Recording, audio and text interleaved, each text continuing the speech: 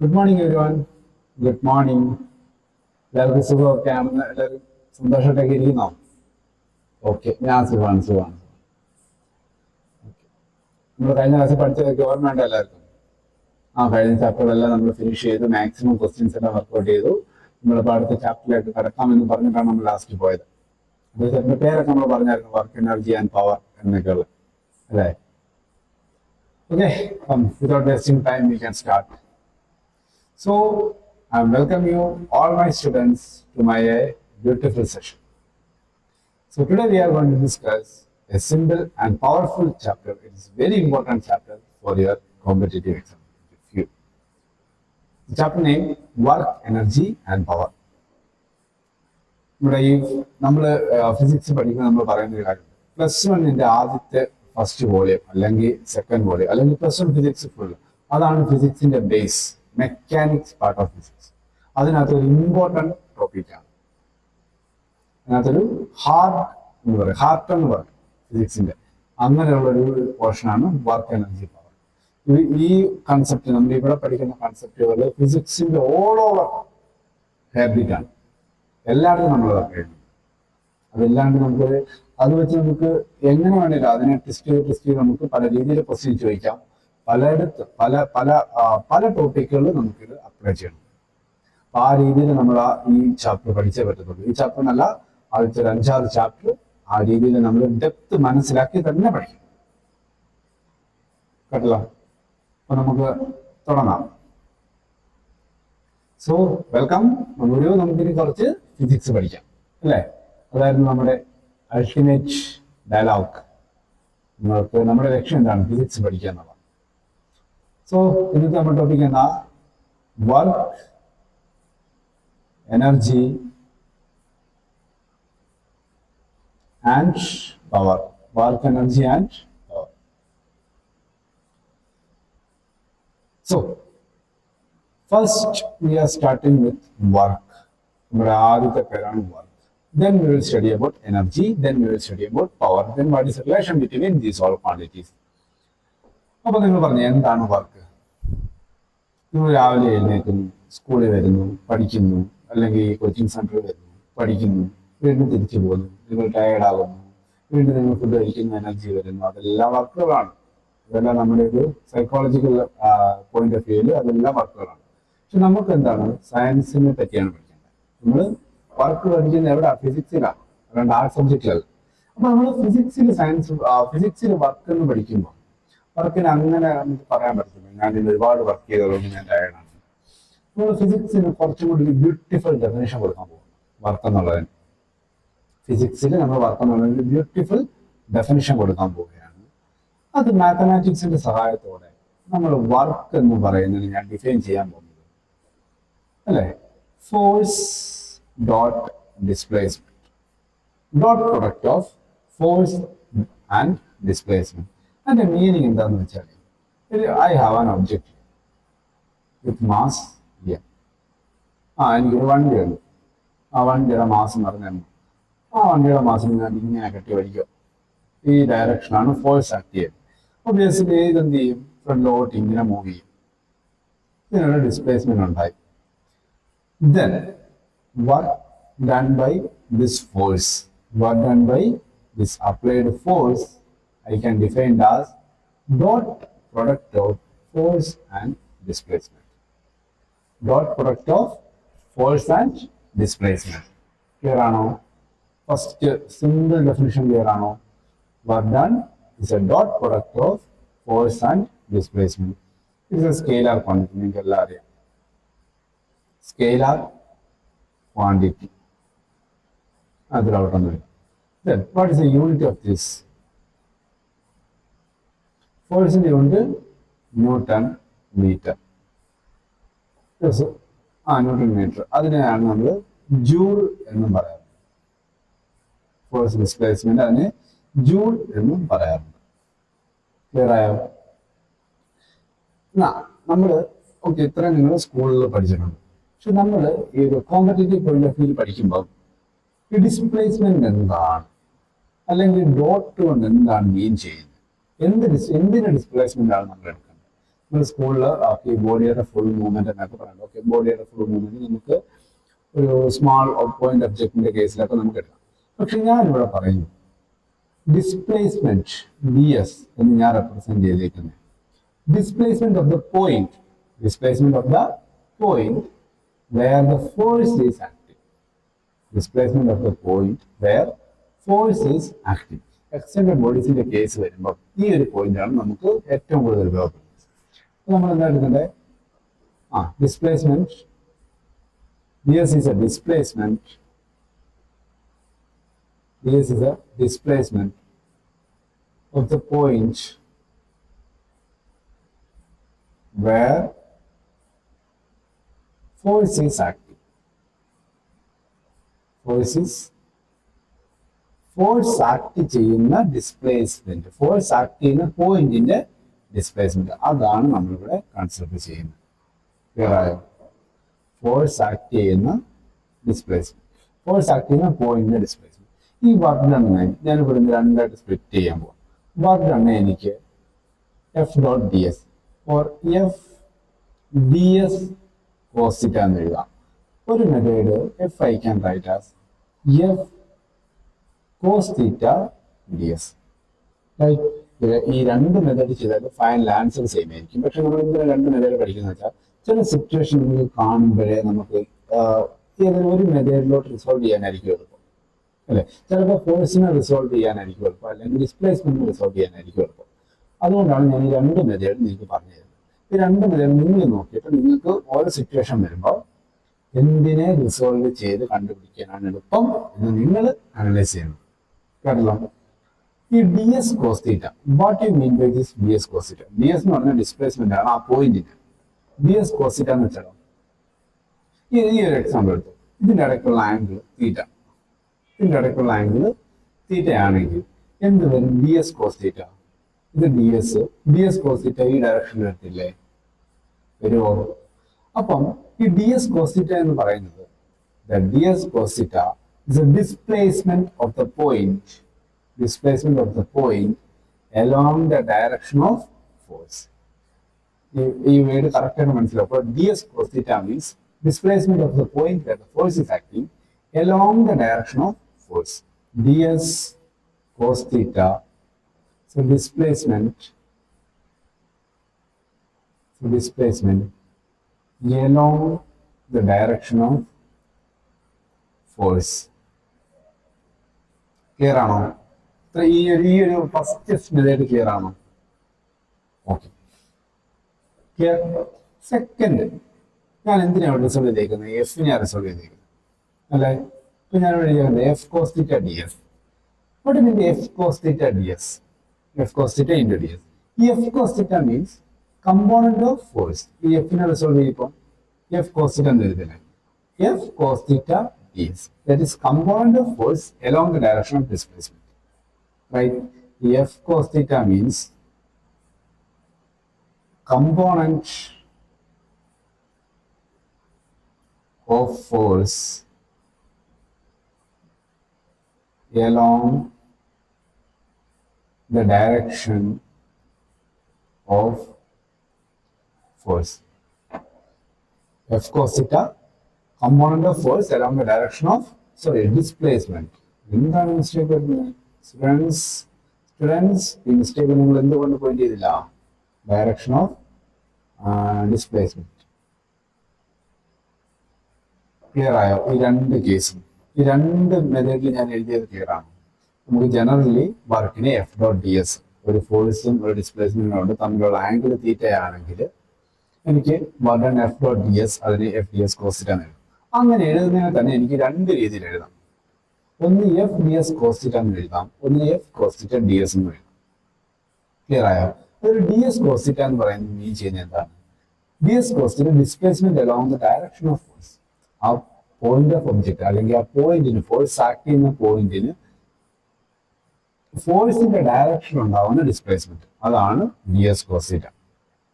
First method clear ആയല്ലോ. Second method ഞാൻ എഴുതി എങ്ങനെയാണ്? F cos theta D S എന്ന്. F cos theta D S എന്ന് എഴുതുമ്പോൾ ഡിസ്പ്ലേസ്മെന്റിന്റെ ഡയറക്ഷനിൽ എത്ര എമൗണ്ട് ഫോഴ്സ് ആക്ട് ചെയ്തു, ഡിസ്പ്ലേസ്മെന്റിന്റെ ഡയറക്ഷനിൽ എത്ര എമൗണ്ട് ഫോഴ്സ് ആക്ട് ചെയ്തു. അതാണ് എഫ് കോസ് തീറ്റ മീൻ ചെയ്യുന്നത്. നമ്മൾ ഇതിനെ ആക്ച്വലി പ്രൊജക്ഷൻ എടുക്കുക അല്ലെങ്കിൽ കമ്പോണന്റ് ആക്കുക എന്നാണ് പറയുന്നത്. ഒരു എക്സാമ്പിൾ തരാം. എക്സാമ്പിൾ തരുമ്പോൾ നിങ്ങൾക്ക് ഒന്നും കൂടെ ക്ലിയർ ആവും അല്ലേ. അപ്പൊ ഞാനൊരു പുതിയ പേജ് എടുത്തിട്ട് എനിക്കൊരു ഇവിടെ എന്താ ഒരു സെമി സർക്കുലർ വരയ്ക്കണം. സെമി സർക്കുലർ പാത്രം. ഇതൊരു ജെയുടെ പ്രീവിയസ് ക്വസ്റ്റ്യൻ കൂടാണ്. ഇവിടെ എന്താ സെമി സർക്കിൾ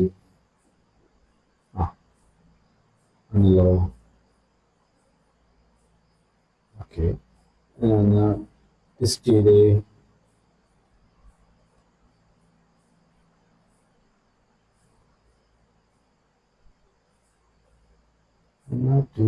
ഓക്കെ, ഇതാണ് എൻ്റെ സർക്കുലർ പാത്ത്. ഞാൻ അതിനെ പിന്നെ അത് കഴിഞ്ഞിട്ട് ഇതിന്റെ റേഡിയസ് എന്ന് പറയുന്നത്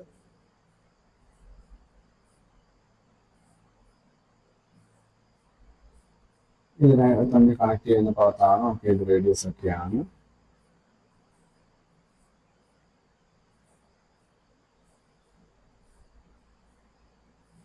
ഓക്കെ, അത് കഴിഞ്ഞിട്ട് ഓക്കെ ഇതിന്റെ റേഡിയസ് എന്ന് പറയുന്നത് 6ആണ്. റേഡിയസ് എന്ന് പറയുന്നത് എന്താണ്? 6ആണ്. ക്ലിയർ ആയല്ലോ. First my object is here at the bottom portion.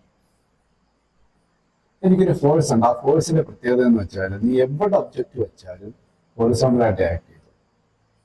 ഇതാണ് ഡയറക്ഷൻ ഓഫ് ഫോഴ്സ്. ഫൈനലി ഇത് മൂവ് ചെയ്ത് ഇതല്ലേ ഇവിടെ എത്തി. വരയ്ക്കുന്നൊക്കെ ചരിഞ്ഞു പോകുന്നത് ഇവിടെ എത്തി. ഇതാണ് എൻ്റെ ഒബ്ജക്റ്റ്. ഫൈനൽ ഒബ്ജക്റ്റ് ഹിയർ ആണ്. ഇവിടുന്ന് മൂവ് ചെയ്ത് ഇങ്ങനെ സർക്കുലർ ട്രാക്ക് കൂടി ഇങ്ങനെ മൂവ് ചെയ്ത് ഇവിടെ വന്നു. ഇതൊരു ഇന്റർമീഡിയറ്റ് സ്റ്റേറ്റ് ആണെന്ന് വെച്ചോളൂ. ഇവിടെ വന്നപ്പോഴെന്താ എൻ്റെ ഫോഴ്സ് നേരെ ഹൊറിസോണ്ടൽ ആക്ട് ചെയ്യുന്നു. ഫോഴ്സിന് എപ്പോഴും ഒറ്റ വഴി അറിയത്തുള്ളൂ, ആ ഡയറക്ഷനിൽ ആക്ട് ചെയ്യും. ക്ലിയർ ആയോ? ഇത്രയും ക്ലിയർ ആയോ? ഇവിടെ എൻ്റെ question, find work done by the force. ഇവിടെ എക്സ്റ്റേണലി കൊടുത്ത ഫോഴ്സ് ആക്ട് ചെയ്ത വർക്ക് ആണ് എനിക്ക് കണ്ടുപിടിക്കേണ്ടത്. എനിക്കിത് രണ്ട് രീതി വേണമെങ്കിലും ചെയ്യാം, ഒരു കുഴപ്പമില്ല. പക്ഷെ നമ്മളിവിടെ ഡിസ്പ്ലേസ്മെന്റ് എന്ന് പറയുന്നത് ഇതിനെ ഇങ്ങനെ കൺസിഡർ ചെയ്യുന്നു. ഇതായിരിക്കും ഷോർട്ടസ്റ്റ് ഡിസ്പ്ലേസ്മെന്റ്. ആ ഡിസ്പ്ലേസ്മെന്റ് എഫിന്റെ ആ ഡയറക്ഷനുള്ള ഡിസ്പ്ലേസ്മെന്റ് ഒക്കെ എടുത്ത് കണ്ടുപിടിക്കുമ്പോൾ കുറച്ച് ടൈം കൺസ്യൂമിംഗ് ആണ്. ഫോഴ്സിന്റെ കമ്പോണന്റ് ഡിസ്പ്ലേസ്മെന്റ് ഡയറക്ഷനിലേക്ക് എടുക്കാൻ പറ്റും. പക്ഷെ നമ്മൾ എന്താ കുറച്ച് ടൈം കൺസ്യൂമിംഗ് ആണ് അല്ലേ. അതിനുവേണ്ടി നമുക്ക് നമ്മുടെ ആദ്യത്തെ മെത്തേഡ് ഡിസ്പ്ലേസ്മെന്റിനെ ഒന്ന് കമ്പോണന്റ് ആക്കാം. ഡിസ്പ്ലേസ്മെന്റ് കമ്പോണന്റ് ആക്കിയപ്പോൾ ഡി എസ് കോസ്റ്റിറ്റ എന്നാ പറഞ്ഞത്. ഡി എസ് കോസ്റ്റിറ്റ എന്താണെന്ന് ഞാൻ പറഞ്ഞത്? ഫോഴ്സിന്റെ ഡയറക്ഷനിലുള്ള displacement. Direction of the displacement in the direction of force ആണല്ലോ D S cos theta. So work done നമ്മൾ ഇങ്ങനെയാണ് എഴുതിയത്, F D S cos theta. ഈ ഡി എസ് കോസ് തീറ്റ എന്ന് പറയുന്നത് displacement in the direction of force. ഇവിടെ നോക്കി, force എപ്പോഴും ഹൊറിസോണ്ടൽ ആക്ട് ചെയ്യുന്നു ആണല്ലോ. ഈ ഫോഴ്സിന്റെ ഡയറക്ഷനിൽ ഈ ഒബ്ജക്റ്റിന് എത്രത്തോളം ഡിസ്പ്ലേസ്മെന്റ് ഉണ്ടായി? ഒബ്ജക്റ്റ് എന്ത് ചെയ്തു? മൂവ് ചെയ്ത് ഇവിടെ വന്നു. അതാണ്ട് ഫസ്റ്റ് ഇവിടെ ഇരിക്കുന്ന ഒരു സാധനം മൂവ് ചെയ്ത് ഇവിടെ വന്നു. അപ്പം ഫോഴ്സിന്റെ ഡയറക്ഷനിൽ ഇതിനുണ്ടായ ഡിസ്പ്ലേസ്മെന്റ് എന്ന് പറയുന്നത് ഹൊറിസോണ്ടൽ ഡിസ്പ്ലേസ്മെന്റ് അല്ലേ. ഈ ഹൊറിസോണ്ടൽ ഡിസ്പ്ലേസ്മെന്റ് എങ്ങനെയാ? ഇത് ഇതിന്റെ സെന്റർ ആണെങ്കിൽ എന്താണ് ഇത്? റേഡിയസ് അല്ലേ? ആണോ മക്കളെ? ആണല്ലോ. അപ്പൊ ഇത് റേഡിയസ് ആണല്ലോ. അപ്പൊ ഡി എസ് കോസ് സിംപ്ലി എന്തെന്ന് എഴുതാം നമുക്ക്? ആ ഫോഴ്സിന്റെ ഡയറക്ഷനിലുള്ള ഡിസ്പ്ലേസ്മെന്റ് സിംപ്ലി എന്തെന്ന് എഴുതാം നമുക്ക്? അതിന്റെ റേഡിയസ് ആണല്ലോ. അപ്പൊ വർക്ക് ഡൺ എങ്ങനെ വരും? വർക്ക് ഫോഴ്സ് ഇൻറ്റു ഹൊറിസോണ്ടൽ ഡയറക്ഷനിലുള്ള ഡിസ്പ്ലേസ്മെന്റ്. കിട്ടിയോ?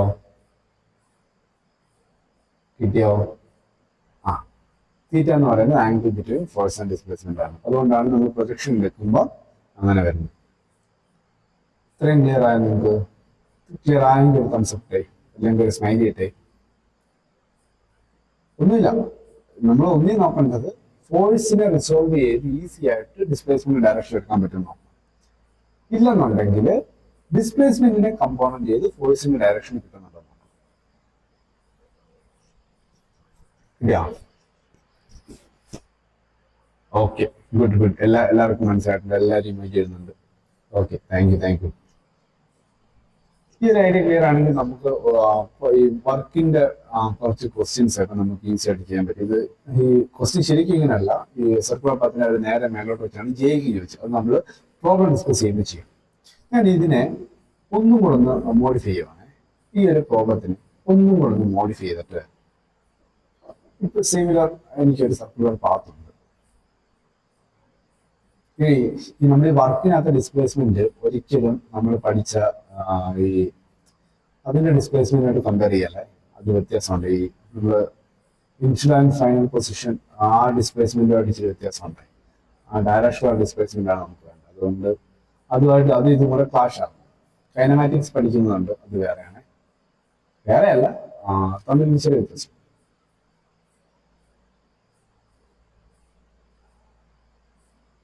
വരച്ചു.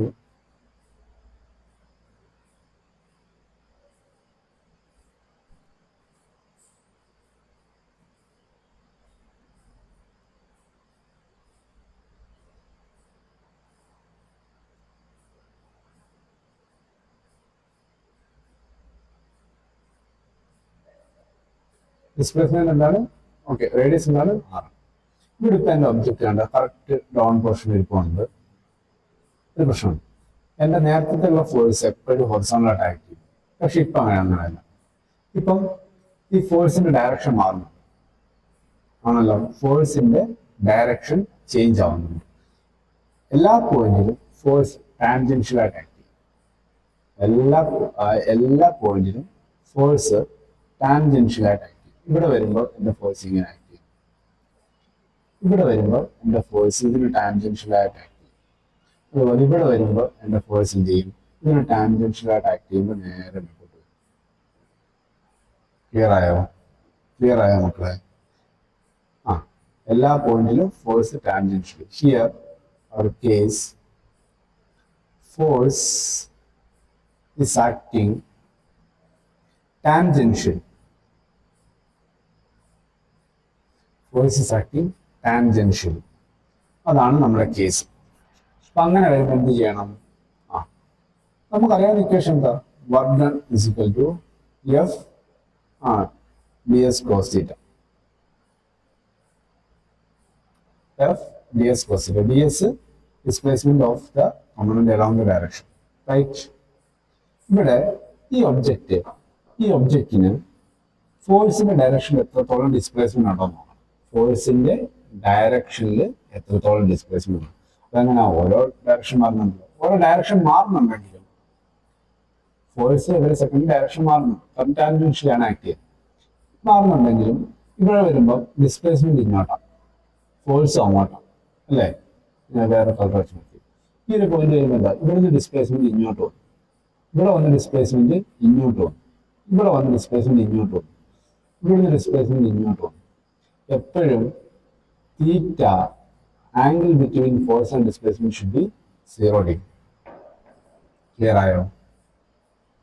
അപ്പം എവറി സെക്കൻഡിൽ ഇങ്ങനെ ഡയറക്ഷൻ ചേഞ്ച് ആകുന്നുണ്ട്, തീറ്റ 0 ആണ്.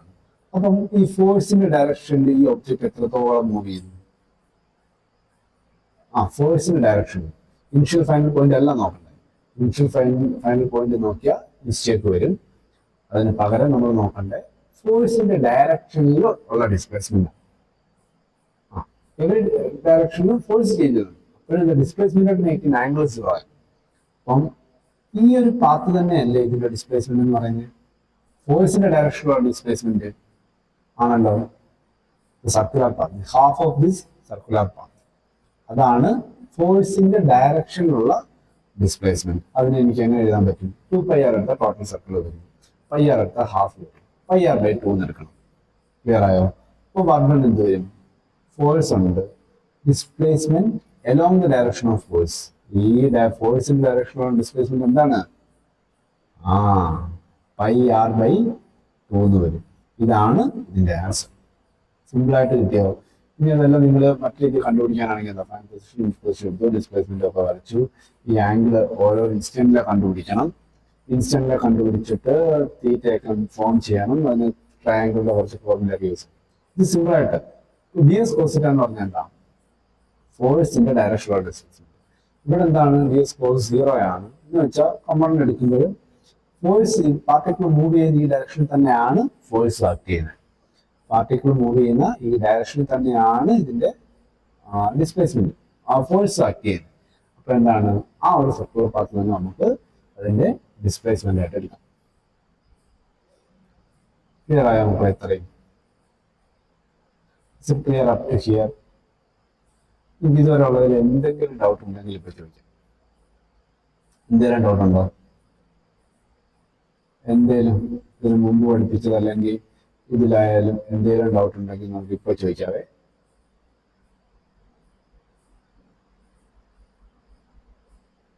ഉണ്ടോ? ചോദിച്ചോളൂ. ആ ഓക്കെ ഓക്കെ. ബ്രേക്ക് വേണോ നിങ്ങൾക്ക്? പോയിട്ട് ഇന്നത്തെ പോഷൻ മനസ്സിലായെന്ന് വിശ്വസിക്കുന്നു. അത് നമുക്ക് കാണാം കുറച്ച്.